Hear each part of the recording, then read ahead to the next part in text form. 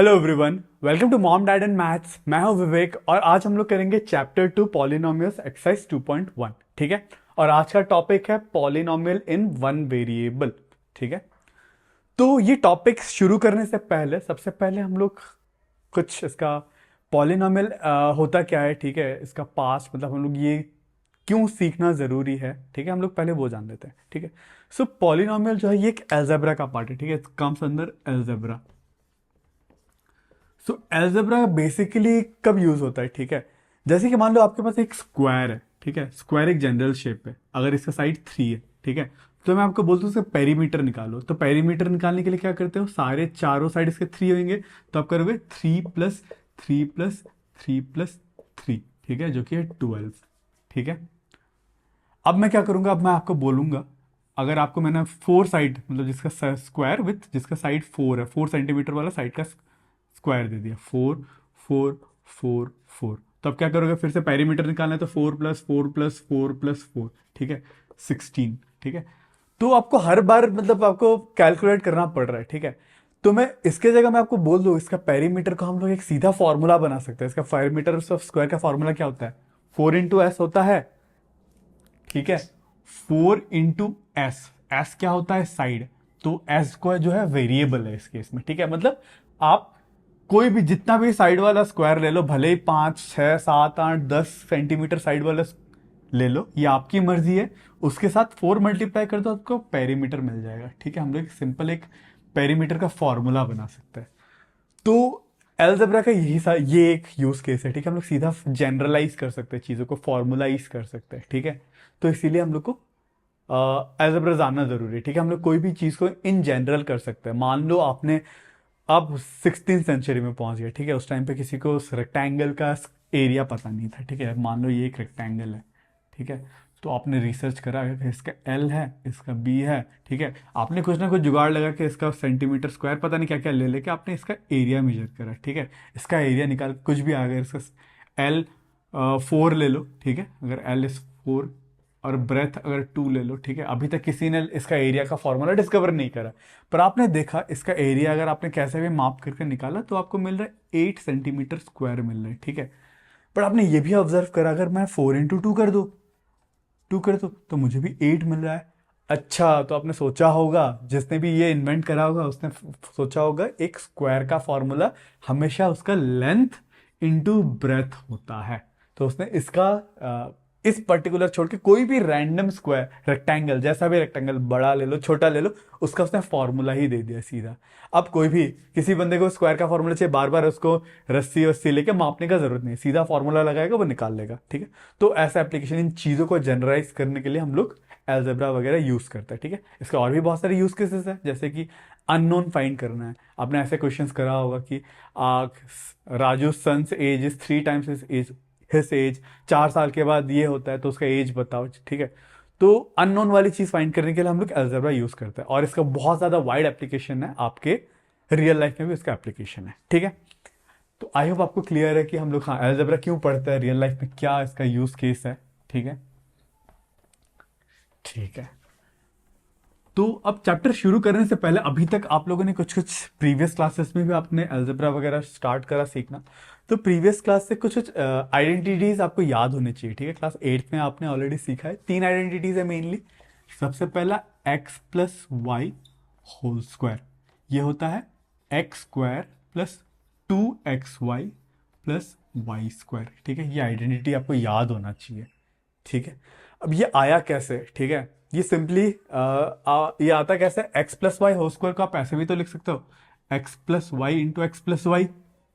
ठीक है। अब इन दोनों को मल्टीप्लाई कर दो, x से इस होल टर्म को एक बार मल्टीप्लाई करूंगा, फिर y से इस होल टर्म को मल्टीप्लाई करूंगा। आई होप आपको ये मल्टीप्लाई करना आता होगा। ठीक है। तो अगर नहीं आता देख लो, ठीक है, कैसे करता है। तो x से इस होल टर्म को मतलब x × x + y plus y × x + y। ठीक है। तो इससे मल्टीप्लाई करें होता है x² + xy plus y × x होता है yx प्लस y × y होता है y²। ठीक है। तो ये बचा x² + xy, ये भी yx है, yx को आप xy भी लिख सकते हो, बात बराबर है। तो 1xy + 1xy 2xy। ठीक है। Plus y²। ठीक है, तो ये वाला ही सेम ये बन गया। सिंपली बस मल्टीप्लाई करने पे आपको वो आंसर मिल जाता है। ठीक है, ये ऐसे आता है इसका आइडेंटिटी का प्रूफ। सेम वे में और एक है एक्स माइनस वाई का whole square. X minus y का होल स्क्वायर क्या होता है? X square minus 2xy। ठीक है, जब प्लस रहता है तो ये वाला टर्म प्लस रहता है, माइनस के केस में बस ये वाला टर्म माइनस हो जाता है, पर ये वाला टर्म प्लस वाई स्क्वायर ही रहता है। ठीक है, आपको ये वाला भी याद रहना चाहिए। ये भी सेम, आप x माइनस वाई को 2 बार ऐसे मल्टीप्लाई कर लो, आपको फाइनल रिजल्ट में इस प्लस की जगह माइनस आ जाएगा। ठीक है, तीसरा है x plus y into x minus y. ये होता है x square minus y square. ठीक है, तो ये 3 आइडेंटिटी आपको याद होने चाहिए। ठीक है, आपको मैं नींद में भी पूछ लूँ उठा के, 12 बजे 1 बजे आप सो रहे हो, उठा के पूछ लूँ, तो आपको ये इन तीनों आइडेंटिटी मतलब ये होता है बोल के आपको याद होना चाहिए। अगर याद नहीं रहा तो क्वेश्चन नहीं कर पाओगे। ठीक है, ये बहुत ज्यादा जरूरी है, आप इसको याद कर लो। ज्यादा टाइम नहीं लगेगा, बस बैठो एक दिन आधा घंटा बैठोगे, ये फॉर्मूला 4 बार 5 बार तीनों फॉर्मूला को लिखोगे कॉपी में बोल बोल के। ठीक है, तो आपको ऐसे दिमाग में घुस जाएगा। काफी सिंपल फॉर्मूला ही है। ठीक है, चलिए ठीक है, तो हम लोग बढ़ते हैं अब पॉलिनॉमियल इन वन वेरिएबल। उससे करने से पहले भी और एक चीज आपको जानना जरूरी है। ठीक है, वो भी एक बार देख ही लेते हैं। अब पॉलिनॉमियल क्या है, उधर तक पहुंचने के लिए हम लोग देखते हैं। अब सबसे पहले पॉलिनॉमियल पढ़ने से पहले आपने और एक चीज क्लास 8 में पढ़ा हुआ है, एक्सप्रेशन और इक्वेशन। ठीक है, एक्सप्रेशन और इक्वेशन होता क्या है? सो बेसिकली जैसे कि 2x+1 it is an expression. ठीक है, अब इसको अगर इक्वेशन बनाना हो तो क्या करेंगे? बस इसमें 2x+1 इक्वल टू कुछ लगा देंगे। इक्वल टू 0 लगा दो, 2 लगा दो, 3 लगा दो, कोई फर्क नहीं पड़ता। ठीक है, तो ये है एक्सप्रेशन, ये है इक्वेशन। इक्वेशन में इक्वल टू 0 लग जाता है। ठीक है, अब बहुत टाइप के एक्सप्रेशन बन सकते हैं, जैसे कि 2x+1। ठीक है, 3x is also an expression, 4y is also an expression. अब ऐसा भी एक्सप्रेशन हो सकता है जहां पे 2 वेरिएबल हो, जैसे कि 3x+4y। ठीक है, अभी इसमें x और y, इधर पे बस एक एक वेरिएबल ही थे, x था इसमें, इसमें बस y था, इसमें ओनली x था। तो यहाँ पे 2 वेरिएबल भी हो सकता है, पर हम लोग अभी बात करेंगे ओनली 1 वेरिएबल पे ही बात करेंगे। ठीक है, हम लोग अभी 2 वेरिएबल वाले का अभी हम बात नहीं करेंगे, ये हम लोग चैप्टर 4 में सीखेंगे। ठीक है, तो इसको रहने देते हैं। ठीक है, आई होप आपको क्लियर है। ठीक है, आप ये वाला एक एग्जांपल रखता हूं मैं, अब इसके बारे में हम लोग समझेंगे पॉलिनॉमियल क्या है। ठीक है, आपको ये समझ में आएगा ये एक्सप्रेशन है। ठीक है, मैं और एक्सप्रेशन लिख सकता हूं, जैसे कि 2x² + 3x+1। ये भी क्या है? ये भी एक्सप्रेशन ही है। ठीक है, यहां पे पर x² का टर्म आ गया, कोई फर्क नहीं पड़ता, वेरिएबल एक है, और इसको भी हम लोग एक्सप्रेशन ही कह सकते हैं। ठीक है, और एक एग्जांपल ले लो, 5x³ + 4y, सॉरी y नहीं, हम लोग x पे ही देख रहे हैं, बस एक ही वेरिएबल पे देख रहे हैं। ठीक है, 4x³ + 4x² + 2x+3। ठीक है, ये भी एक्सप्रेशन ही है इन वन वेरिएबल। ठीक है, अब देख लो और एक टाइप का एक्सप्रेशन आ सकता है जहां पे मैं 4x³ + 1/x + 3 = 0, ये भी एक्सप्रेशन ही है। ठीक है, पर ध्यान रखो ये 3 में, ठीक है, जो भी वेरिएबल है, इसका वेरिएबल का पावर क्या है? 3 है, 2 है, इसमें कुछ भी नहीं है तो 1 है। ठीक है, वेरिएबल का पावर होल नंबर है। जब तक किसी एक्सप्रेशन में वेरिएबल का पावर होल नंबर है तो उसे हम लोग कहते हैं पॉलिनॉमियल। ठीक है, अगर वेरिएबल पावर इज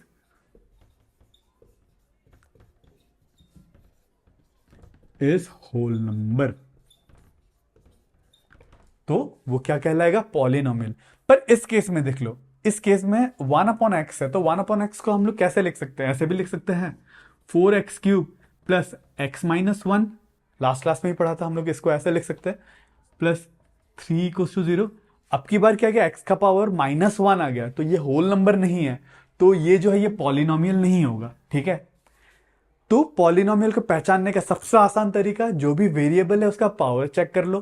पावर अगर होल नंबर है तो वो क्या है? वो पॉलिनॉमियल है। आप बोलोगे यहां पे तो x का कोई पावर ही नहीं, यहां पे अगर कुछ भी नहीं है तो x पावर 0 तो है, कोई भी नंबर का पावर 0 चढ़ा दो तो 1 ही रहता है, तो बेसिकली कांस्टेंट को आप इस वन को आप 1 × x² तो x⁻0 तो लिख ही सकते हो ना, क्योंकि x⁻0 हमेशा किसी भी नंबर का पावर 0 चढ़ा तो 1 ही रहता है, और ये x⁻0 0 एक होल नंबर है। ठीक है, ठीक है। तो इस केस में जिस भी एक्सप्रेशन में वेरिएबल का पावर होल नंबर रहता है उसे हम लोग कहते हैं पॉलिनोमियल। ठीक है, आई होप आपको ये क्लियर है।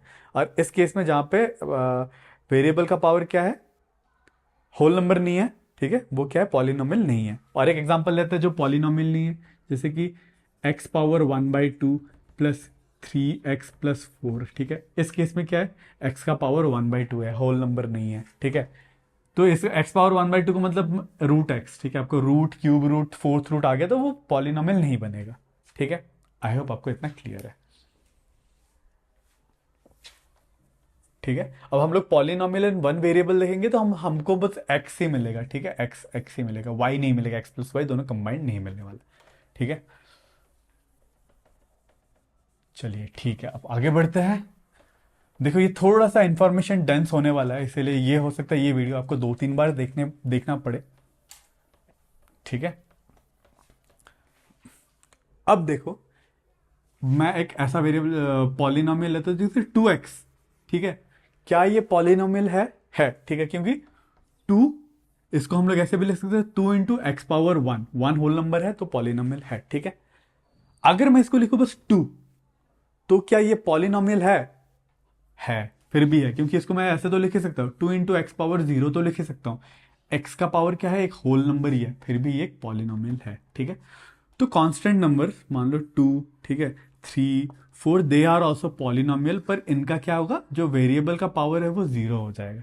ठीक है, आई होप आपको ये क्लियर है।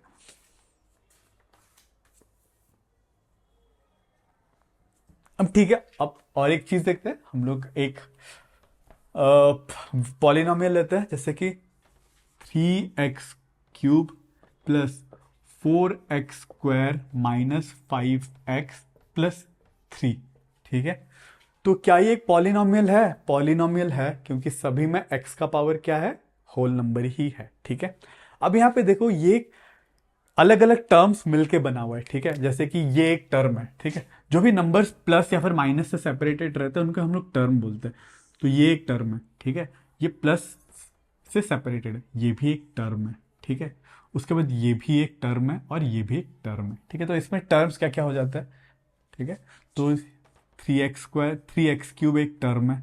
ठीक है, 4x² एक टर्म है। ठीक है, और 5x नहीं, यहाँ पे -5x टर्म है। ठीक है, तो इसको हम लोग 5x ना लिख के हम लोग ऐसे भी तो इसको लिख सकते हैं ना, मतलब प्लस सेपरेटेड होना चाहिए, इसको प्लस लिख के ब्रैकेट में -5x लिख सकते हैं, बात तो सेम ही है, इसलिए -5x एक टर्म है। ठीक है, और 3 आर टर्म, तो अलग अलग टर्म मिलके अलग अलग टर्म्स ऐड होके बनते हैं ये पॉलिनोमियल। ठीक है, तो इसको 3x² plus 4x² plus -5x+3 कर दो तो आपको ये मिलता है। ठीक है, अब हर एक टर्म में x का जो वेरिएबल है, ठीक है, ये वाला जो x का जो वेरिएबल है उसके साथ में एक कांस्टेंट नंबर लगा रहता है। ठीक है, उसको हम लोग कहते हैं कोएफिशिएंट। ठीक है, तो इस केस में पूछो what is the coefficient of x³ का कोएफिशिएंट क्या है, तो x³ का कोएफिशिएंट क्या है इस केस में 3। ठीक है, जो नंबर इसके साथ लगा हुआ है 3 इज द कोएफिशिएंट। ठीक है, इस केस में अगर पूछो इस पॉलिनोमियल में x² का कोएफिशिएंट क्या है, x² के साथ क्या लगा हुआ है 4, तो 4 इज द कोएफिशिएंट। ठीक है, याद रखना नाम, कोएफिशिएंट और टर्म्स, ये वाले ये सारे क्या है, these are all called terms. ठीक है, ये दो चीज हम लोग ने सीखा इधर पे। आई होप क्लियर है। वैसे ही मैं आपको पूछूं x का कोएफिशिएंट क्या, what is the coefficient of x here, x का कोएफिशिएंट क्या है, -5। ठीक है, क्लियर है। ठीक है, उसके बाद और एक कॉन्सेप्ट है। ठीक है, प्रॉबेबली, ठीक है, हम लोग ने टर्म्स देख लिया, और एक लास्ट एक इंपॉर्टेंट कॉन्सेप्ट है जो कि डिग्री। ठीक है, डिग्री ऑफ अ पॉलिनोमियल। ठीक है, मैं 3-4 एग्जांपल लिख लेता हूं, उसके बाद आपसे मैं पूछता हूँ डिग्री। ठीक है, सबसे पहला है जैसे कि 2x। ठीक है, सेकंड, मैं टाइटल भी लगा था, डिग्री क्या होता है वो हम लोग वो सीख रहे हैं, डिग्री ऑफ अ पॉलिनोमियल। ठीक है, ध्यान रखना छोटा छोटा ही कॉन्सेप्ट है ये। 2x, फिर 3x² प्लस 4, ठीक है। थर्ड में 7x⁵ माइनस 3x प्लस 2, ठीक है।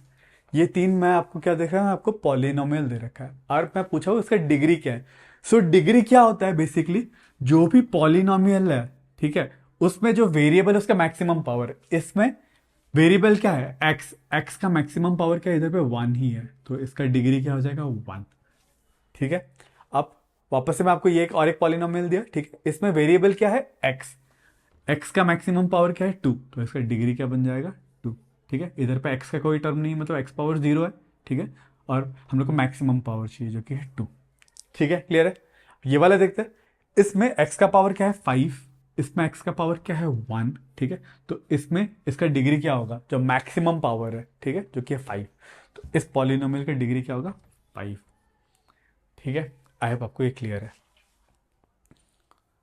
और एक एग्जांपल, लास्ट एग्जांपल डिग्री के लिए समझाने के लिए आपको देता हूँ, आप डिग्री बता देना, ठीक है।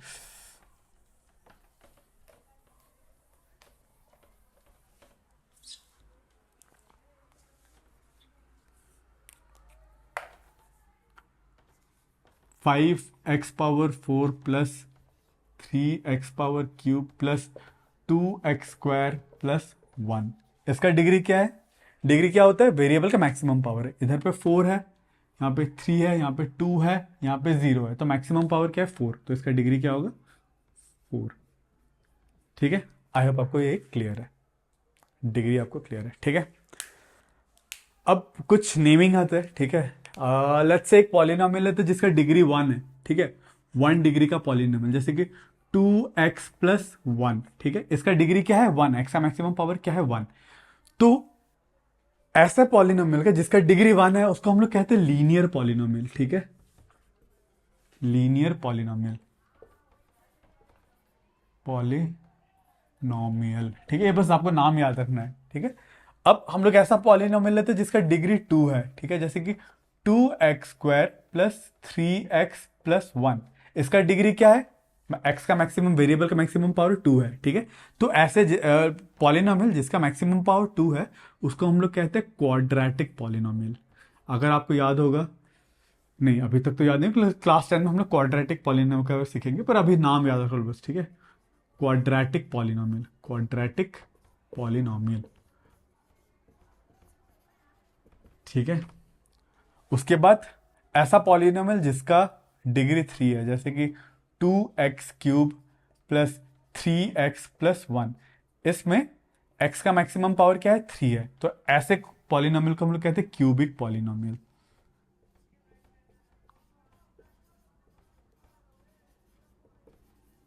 ठीक है। आई होप आपको ये क्लियर है।